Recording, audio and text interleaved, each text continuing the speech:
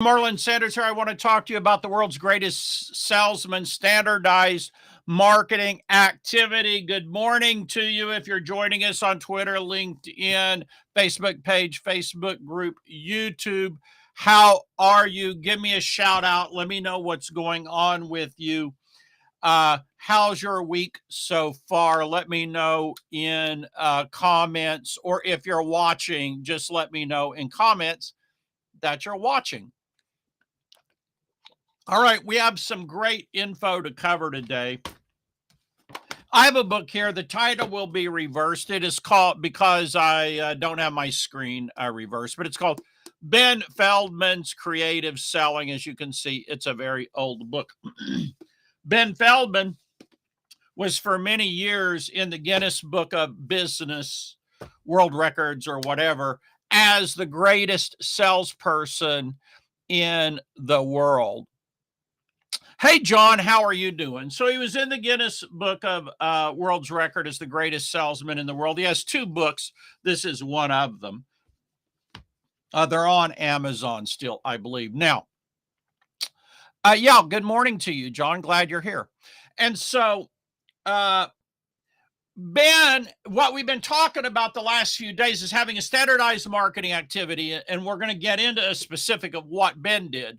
But here's why we're talking about this. If you have a standardized marketing activity, for every week you have a structured activity that brings in new customers, new prospects into your funnel, then you get out of feast or famine, you get out of crisis income, you get out of ups and downs, and you create a steady stream of income because you're top of the funnel, or I like to look at it kind of like as an escalator. At the bottom of the escalator, you have new people coming on and they're going up the escalator buying different products and services for you, or sometimes I call it a conveyor belt. They come on at the beginning of the conveyor belt and you give them different offers. Another analogy is the Ferris wheel. Another great world's greatest car salesman, Joe Girard, called it a Ferris wheel because people get off, new people get on, right? And so if you have a structured marketing activity, then you have new people coming onto your escalator, coming onto your conveyor belt, getting onto your Ferris wheel, entering your top of funnel. And if you don't have that, then what happens is, you don't have new people coming onto your escalator. When the current people on there reach the top of the escalator, the end of your offers, then all of a sudden your income dies. Then all of a sudden you're in up and down marketing. You're in crisis mode. You're in feast or famine. And so this is, and it can be very difficult because there's this lag time between the time somebody gets on the escalator, gets on your conveyor belt, gets on your Ferris wheel, and the time they buy, and the time that their sell ascends or they buy additional products or services. So if you don't have new people coming on, and then your Ferris wheel has no people on it, now you're putting new people on, but it takes time for them to get around that circle. And so you go through a period of drought. And that it's gut-wrenching. It's an awful thing to experience, especially if you're experiencing over and over and over. It's what I believe one of the big reasons that people burn out is because they don't have a standardized marketing activity that's going on that allows them to always have sales coming in, always have new prospects coming in, always have people coming on their conveyor belt, their escalator, or their Ferris wheel, right? So this is Ben Feldman. I know you can't read the title, but it's Ben Feldman Creative Selling. Ben sold and paid for $858 million in life insurance. That was more insurance at the time than all but 344 of the nation's 1,800 life insurance companies. He sold 100 million in 1 year, which at the time was an enormous amount, and over 20 million in a single day. And it was phenomenal. And so Ben had his own little standardized marketing activity, very simple. He didn't have a big, as far as I know, he didn't have a big staff or anything. He didn't need it. What Ben did was he had a series of about 4 or 5 letters He would by hand identify the best prospects for the type of insurance package he was selling, like whether it was what, I don't even know all the terms, but like key man insurance or this insurance, they were all for really big business needs, right? Continuity insurance. And so he would have a package he wanted to sell, like key man insurance. And he would identify the best companies, targets that needed that insurance. And then he had a series of 4 or 5 letters that he would send, like, I believe it was one a week. And then after he had warmed them up, with just one-page letter, very simple one-page letters. After he had sent those one-page letters, then he would call in person and typically get in to see the person that he wanted to see. That was his whole standardized marketing activity. But here's my point. Have you ever been in insurance sales?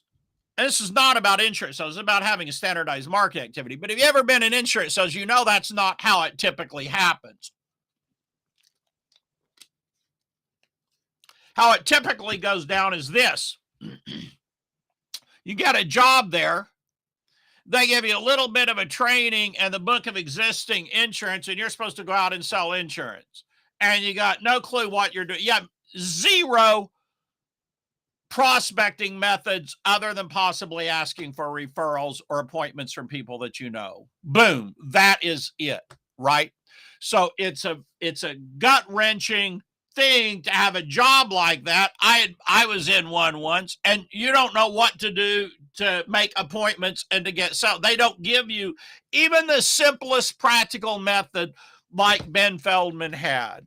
Like, let's pick out one package of insurance we're selling. Yeah, John says vacuum sales. Let's pick out one package of insurance that we're selling. Let's pick out our list of targets. Here's 5 letters. Send them 1 letter a week. Call on them and get the appointment. Now go sell them the package. You see, if they just told you that, probably 2 or 3 times more the number of people who succeed in insurance would do it. Because now they have a systematic marketing activity. Right now, let me show you what I'm working on here. It's not a final, I'm still working on it, but I'll go ahead. Let me see if I can bring it up here and show it to you. Let's see here if I can find it. All right, give me 1 second here, guys. I have to pull up the right document for you so I can show it to you.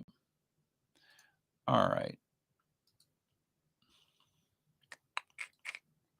Got it here. Hold on. Just give me 1 second here and I'll pull it up. Or if I can't find it here real quick, I'll just verbally describe it to you. I may have to verbally describe it to you.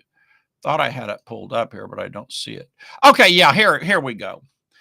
All right. So let me pull this screen over here so now that you'll be able to see this. All right. Boom. There we go. So this is what I'm currently working on. Now, originally it was a issue of my MMM newsletter, which was like 12 pages or something like that. Currently it's 55 pages. I'm still working on it. And what this is this is all about different standardized marketing activities and how people in different businesses do it. The very best ones that I've found, because there are so many different standardized marketing activities in different industries that I found people use, and they're absolutely fascinating. Like, here's a guy here that built a whole entire insurance agency off of just a simple postcard method. You can't read it.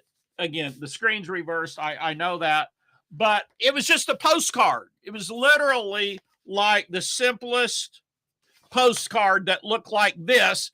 And he went from just getting a job selling insurance to being the manager of the agency only because of this postcard and a way to do the follow-up call. Here's another one. It's how people got the whole entire method. You know, timeshare, where you go down there and you get a free gift and so forth. or your land or something like that. Well, this was a whole book on how they set those appointments, and I'm talking about it. I have a, a, a method used for salespeople here where that's very clever. I never heard anyone else teach it, where 10 people are exchanging leads. I have one here that's a LinkedIn method. I have all kinds of methods that I'm putting into this report that are standardized marketing activities. Now, my purpose today is not to tell you about my product. My purpose today is simply to talk to you about, do you have a standardized marketing activity that, like a little conveyor belt, consistently brings new prospects and customers into your business or not? Now, I am creating the product, so if you're interested in getting the information on it when it comes out, just drop me a comment below, and then when it's available, I will drop you a little message in Facebook, or I'll drop you a link where you can get on the pre-announcement list. So if you want the information on it when it comes out, just go ahead and do that. Now, this is a book by Grant Cardone. Again, I know you can't read it, but it's if you're not first, you're last. Now, this one is not about systematic marketing methods, but it's just a book you probably want to read about one every 2 months. And listen, I know Grant has a lot haters, and then he has people who love him. And let's just discuss that, then we'll talk about the book. So there's a reason for this. When you sell, your enemy, your not enemy, your competition is not for the most part, the other companies who are selling, the other products, the other services, the other companies. You know what your main competitor is? The main competitor is the status quo. This is the main competitor, right? The status quo. And if you never learn how to break through the status quo, you're never going to be able to eliminate these ups and downs in feast or famine income. You're just never going to be able to do it. So the status quo is the problem. So what you have to do is you have to upset the apple cart. You have to make some noise.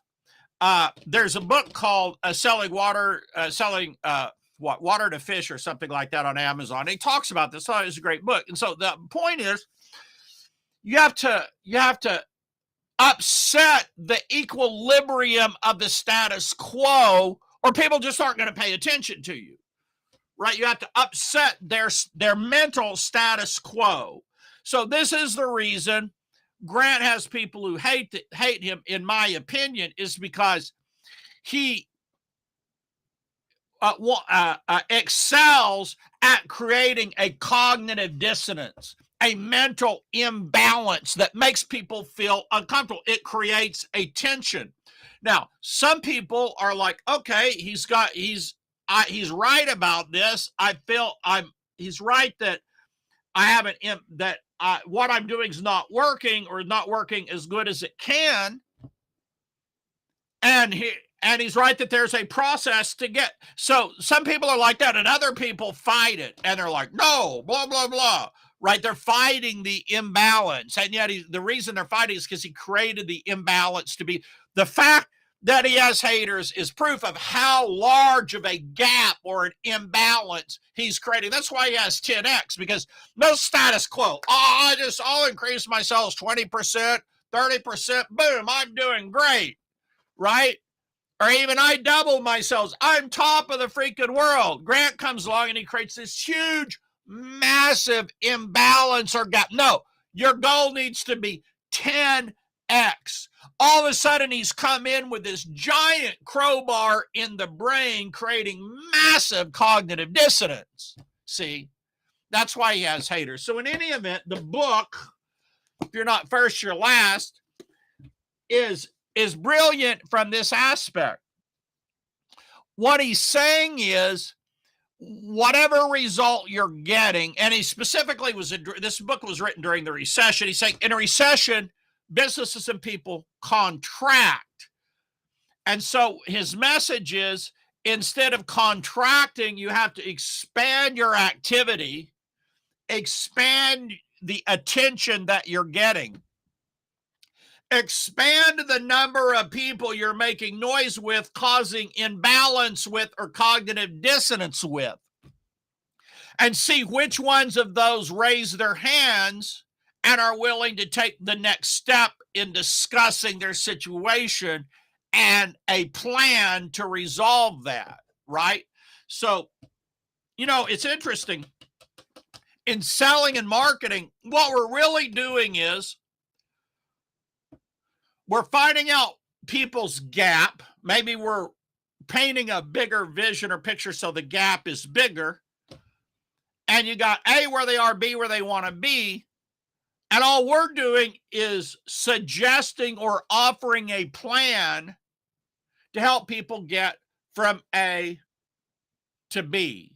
And if that plan makes sense, you're asking people to make a decision to go with the plan, if it makes sense to them. That's all you do in selling. And so in this report that I'm writing, it's currently 55 pages, but if we go down here, we'll see I've got a lot more to write on it today. We'll go way, way, way the heck on down here. Let me see if I can get down here. Trying to get to my list of things that I still need to write. It's in here somewhere. Hopefully I haven't deleted them. Good gosh. All right. Yeah, I don't see it. They're in here somewhere. I got a whole list of more there they are. I got all these methods here to still flesh out and write, right? So the imbalance is, I've talked to you about this, and you may realize you don't have a standardized marketing activity. You have up and down income. You have a little bit of feast or famine, or you're getting started in business, so you have no systematic marketing activity at all, right? And so that's the imbalance. As I'm saying, listen, you've got to have, it's just a necessity to have a systematic marketing activity that brings you in new opt-ins, new leads. People who say, yes, I have this imbalance in my business. I'm at A and I need to be at B. And then you propose the next step, right? In my case, the next step is just drop a little comment that you want the info when I come out with the report, right? You drop a next step. Now, if people don't take that next step, they're just not a prospect, right? They're not a prospect. And so it reminds me of the old two-step marketing. We used to run classified ads, small ads in magazines. People would respond and ask for more info, and then you would follow up with your sales information. That's called two-step marketing. Well, sales is really the same thing. You're finding an imbalance or a gap or a need or a gap between an A, what they have, B, what they want. And you're asking them to raise their hand if they want to discuss this. Now, in the discussion, if you're having an actual discussion on the phone or in person, the discussion is, okay, where are you now? What are you trying? What are you doing that's not getting you over here to point B? What's not working for you? What is working for you? And then you're proposing a plan to get from A to B, and you're asking them, does that make sense to you? Okay, it doesn't make sense. What doesn't make sense? Let's fix it. You get a plan that makes sense to them, and then you're asking them to act on the plan, right? That's all sales really is. So the standardized marketing activity is your point B, because without it, your business sucks. Without it, it's horribly stressful. Without it, eventually you will burn out because you keep having to do these exceptional periods of activity in order just to make ends meet. So that's point A. Point B is you have a standardized marketing activity. You have no more feast or famine, no more crises, no more ups and downs. And the solution to get there is a standardized marketing activity. Now, I realize some people will sell you one standardized marketing activity. No, this is it. You need to be doing LinkedIn, or you got to be using my Facebook ads method, or you got to be, and those things are great. But here's my only issue with those is that everybody is unique. Some people like to write. Some people like to talk. Some people are detailed. Some people aren't detailed. There is no one systemized marketing activity, standardized marketing activity that fits everyone. Instead, there are a lot of different ones that people in different businesses use. When you look at those and you look at your own skill set, what you like, what you're good at, you can say, okay, these ones are possible for me. These ones fit my skill set. They fit me. They make sense. And then these ones don't make sense. Then you can take the few that make sense and choose to double down, triple down on those, go through a learning curve yourself, or purchase knowledge and purchase skills or purchase coaching so that you're able to engage in those efficiently and get results from them. If that makes sense to you, type makes sense below. If that makes sense to you, type makes sense below. All right, that's what we've got for today. I hope this is useful and helpful to you. I know for me, this realization, understanding how this all comes together and works, it's very powerful. It's very potent. It's pretty cool stuff. If you're watching this on replay, type replay. If you're watching the bitter end, type bitter end. If you're watching on LinkedIn, type LinkedIn. If you're watching on Twitter, type Twitter. If you're watching on YouTube, type YouTube. Just so that I know, because that helps me know that we're getting our message out and where we're getting our message out to. So appreciate all of you in the Masterminder group also. Appreciate you watching. Appreciate you bringing in more people, bringing in your friends, letting others know about our group so that we can have a really alive, vibrant group of people here on these trainings. And for now, I wish you all a great day and be working on thinking about planning for your systematic marketing activity.